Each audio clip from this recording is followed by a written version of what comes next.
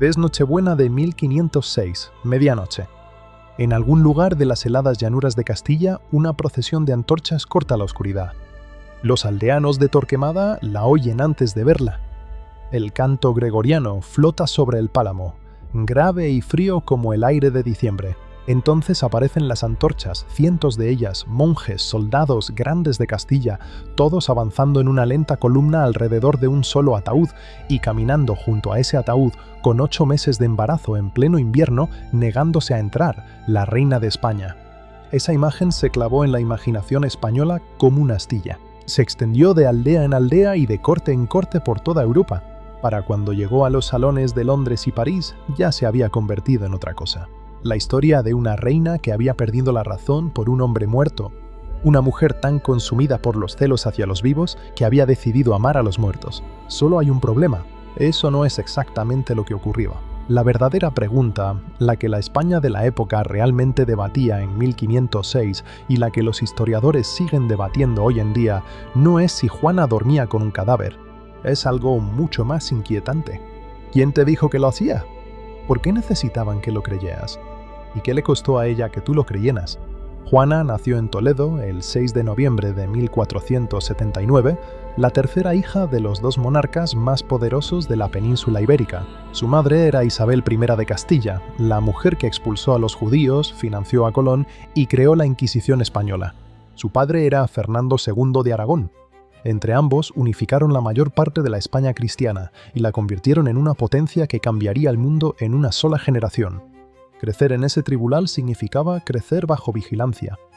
Isabel era una madre meticulosa, como solo pueden serlo las mujeres profundamente religiosas y ambiciosas. Lo vigilaba todo, lo controlaba todo y mantenía ciertas cosas cuidadosamente ocultas. Una de esas cosas era Jmaná.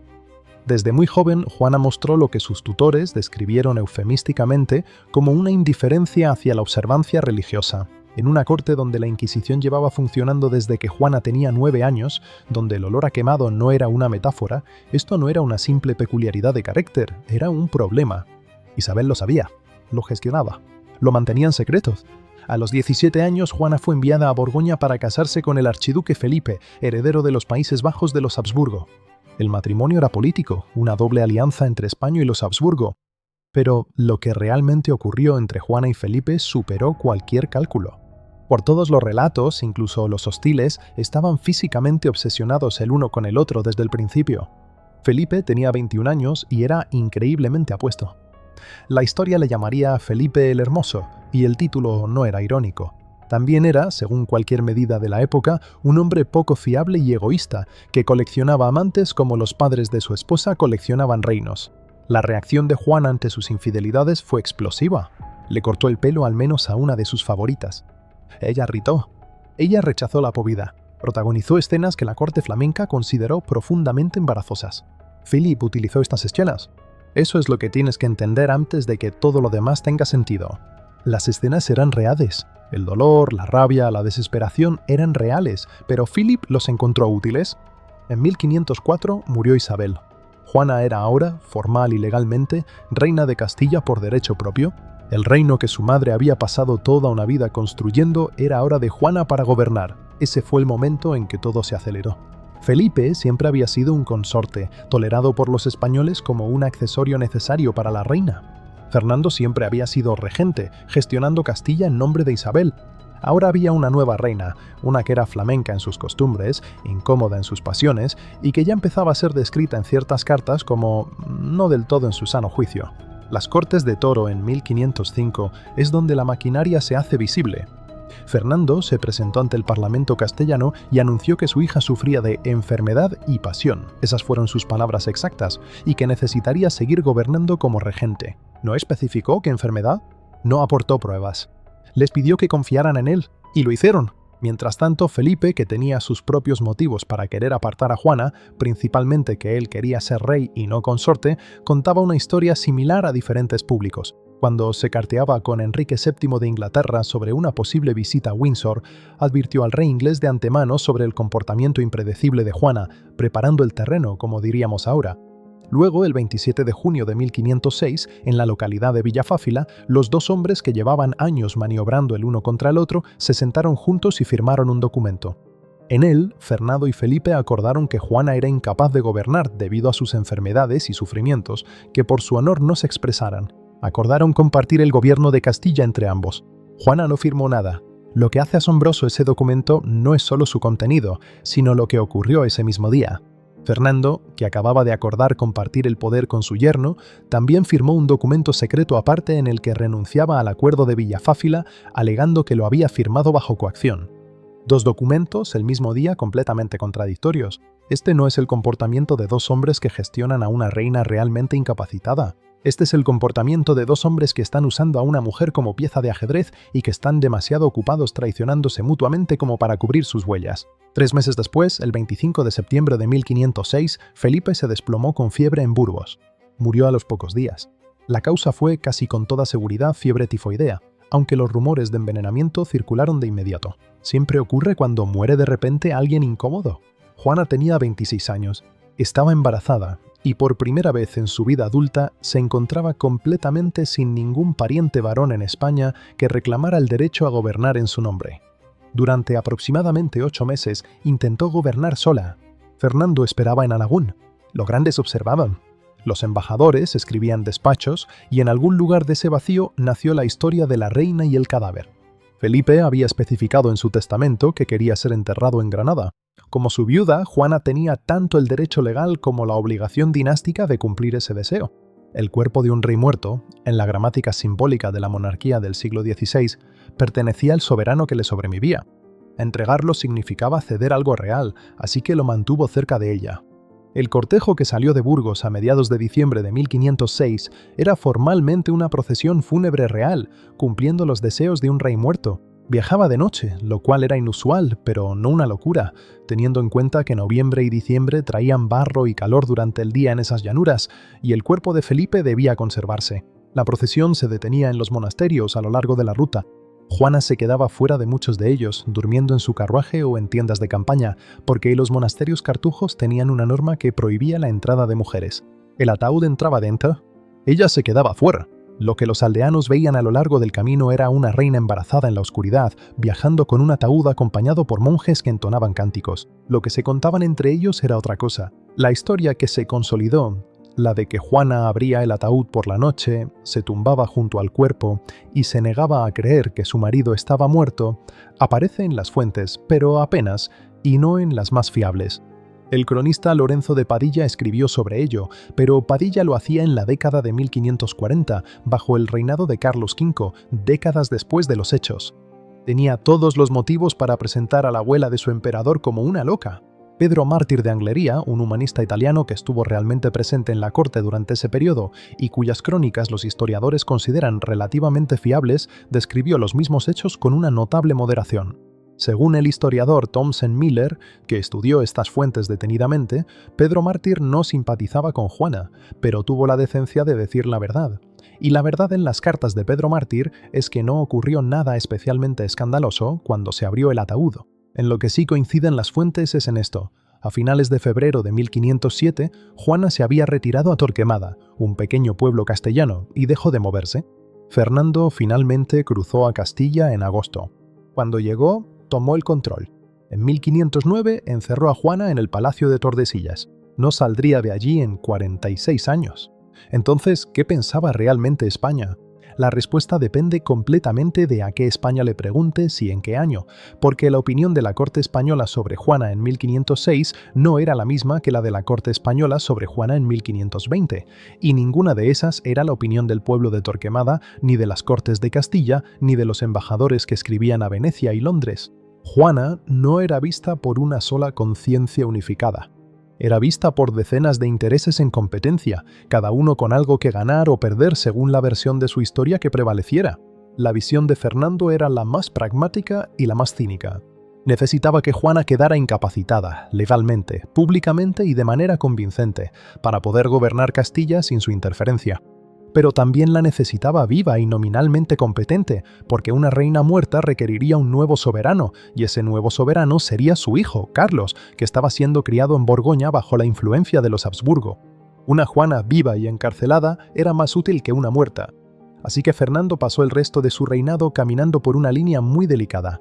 Juana estaba demasiado enferma para gobernar, pero no tanto como para que tuviera que ser declarada formalmente incapacitada. La declaración formal nunca llegó. Si hubiera llegado, habría suscitado preguntas sobre todo lo que Fernando había hecho en su nombre. La postura de Felipe, en la breve ventana antes de su muerte, fue igual de calculadora. Le dijo a Enrique VII que Juana era impredecible. Firmó el acuerdo secreto en Villafáfila declarando su incompetencia y, al mismo tiempo, acusó a Fernando ante otras partes de haberse inventado toda la historia. Un documento de la época cita a Felipe acusando a Fernando de difundir el rumor de que la reina, su hija, está loca y que por lo tanto él tiene derecho a gobernar en su lugar. Felipe sabía exactamente lo que le estaban haciendo a Juana porque él estaba haciendo lo mismo y le molestaba la competencia. Entre la nobleza castellana, la situación es más complicada y más interesante. Cuando Juana y Felipe llegaron a España en 1506, los grandes abandonaron a Fernando en masa. Querían un soberano con sangre española, no un regente aragonés, y estaban dispuestos a tolerar a Felipe para conseguir a Juana. Cuando Felipe murió y Fernando regresó, la nobleza volvió a alinearse, no porque estuvieran convencidos de la locura de Juana, sino porque Fernando tenía el poder y Juana no, y los grandes, históricamente, han sabido distinguir entre ambas cosas. Los nobles que acompañaban el cortejo y murmuraban sobre perder el tiempo con esta locura, no estaban haciendo un juicio médico, estaban haciendo uno político. El clero y la Inquisición tenían una preocupación completamente distinta, y puede que sea la que más asusta cuando se observa con claridad. La resistencia de Juana a la práctica religiosa no era nueva en 1506. Venía ocurriendo desde la infancia. Se saltaba la misa. Rechazaba la confesión durante largos periodos. Manifestaba escepticismo ante ciertos ritos que sus contemporáneos consideraban innegociables. Su madre había ocultado esto durante años, comprendiendo instintivamente lo que significaba en un país donde la Inquisición llevaba quemando gente por herejía desde que Juana tenía 9 años. En una España que acababa de expulsar a su población judía y estaba en pleno proceso de expulsar a sus musulmanes, una reina de la que no se podía confiar para cumplir con la ortodoxia católica era un problema que la locura resolvía de forma bastante conveniente. Una loca no podía ser juzgada por herejía. Una hereje podía ser quemada. Mientras tanto, fuera de la corte castellana predominaba una visión muy diferente. Enrique VII de Inglaterra, que conoció a Juana en persona a principios de 1506, cuando su barco fue obligado a atracar en Weymouth por una tormenta, se formó su propia opinión. La encontró serena, inteligente y con conocimientos políticos. Quedó tan impresionado que inició negociaciones serias y documentadas, para casarse con Juana tras la muerte de Felipe. Incluso firmó un tratado con ese fin en 1508. El historiador S.B. Grimes, al estudiar estos acontecimientos, escribió que Enrique VII sabía o sospechaba la verdad, algo que curiosamente parece haber escapado en gran medida a la consideración seria de los historiadores modernos. Un rey que busca a su próxima esposa no suele elegir a una mujer que cree que está realmente trastornada. Y luego estaban los comuneros. Agosto de 1520, la revuelta española de los comuneros llevaba gestándose durante meses. Una rebelión de ciudades y nobles castellanos contra el joven rey Carlos, que había llegado de Borgoña para reclamar su herencia, y enseguida empezó a repartir todos los buenos cargos entre sus cortesanos flamencos. Los rebeldes necesitaban legitimidad, necesitaban un soberano cuya autoridad fuera anterior a la de Carlos. Y la candidata obvia, la que había encabezado todos los documentos oficiales desde 1504, estaba sentada en Tordesillas. Tomaron el castillo el 29 de agosto. Les habían dicho durante 14 años que la reina estaba loca. Llegaron esperando encontrarse con una lunática. El líder de la delegación, Juan de Padilla, se arrodilló ante Juana como su legítima soberana y le explicó que había venido a informarle de los abusos de gobierno desde la muerte de su padre. Habló con ella a largo y tendido. Salió de esa reunión y declaró públicamente que Juana estaba perfectamente cuerda. Los notarios que acompañaban a la junta registraron sus observaciones. Juana preguntó por acontecimientos de los que no había sido informada. Expresó opiniones sobre política. Despidió en el acto a su carcelero de toda la vida, el marqués de Denia, y cuando Denia más tarde le pidió que le permitiera volver a su puesto, ella le dijo que la dejara en paz y que no volviera a hablarle. Los cronistas, que estaban preparados para describir a una mujer loca, en cambio registraron a una mujer que parecía muy distinta, que se interesaba por las cosas, que salía, que hablaba con la gente, que pronunciaba palabras sabias y elocuentes ante los procuradores. Los propios carceleros de Juana admitieron bajo interrogatorio que ella había sido oprimida, retenida por la fuerza y encarcelada como si no estuviera en su sano juicio. Durante 103 días, Juana fue libre. Entonces llegaron las tropas imperiales. En diciembre, la revuelta se había derrumbado. Denia fue restituido en su Pargos. Las cerraduras volvieron a las purcas. Y Carlos, que había pasado toda la revuelta viendo cómo su madre casi lograba escapar, reforzó su cautiverio con nuevas restricciones. No debía recibir visitas. No debía recibir información sobre el mundo exterior. Cuando su padre, Fernando, murió en 1516, 4 años antes de la revuelta, nadie se lo contó. Se enteró por los comuneros. Así que, ¿qué pensaba realmente España de su reina y el cadáver? Aquí tienes la respuesta sincera. Pensaban lo que se les decía que pensaran. Fernando fabricó una historia. Felipe la amplificó cuando le convenía y la negó cuando le interesaba. Carlos la heredó como política y la mantuvo por necesidad. Los cronistas, que plasmaron los detalles más escabrosos en papel, el ataúd siendo abierto, la reina tumbada junto a su marido muerto, las procesiones nocturnas con sus tintes necrománticos, escribían bajo los Habsburgo a posteriori, con todos los motivos para confirmar lo que los Habsburgo necesitaban que se confirmara. La imagen que la mayoría de nosotros tenemos en la cabeza cuando pensamos en Juana no es en absoluto del siglo XVI.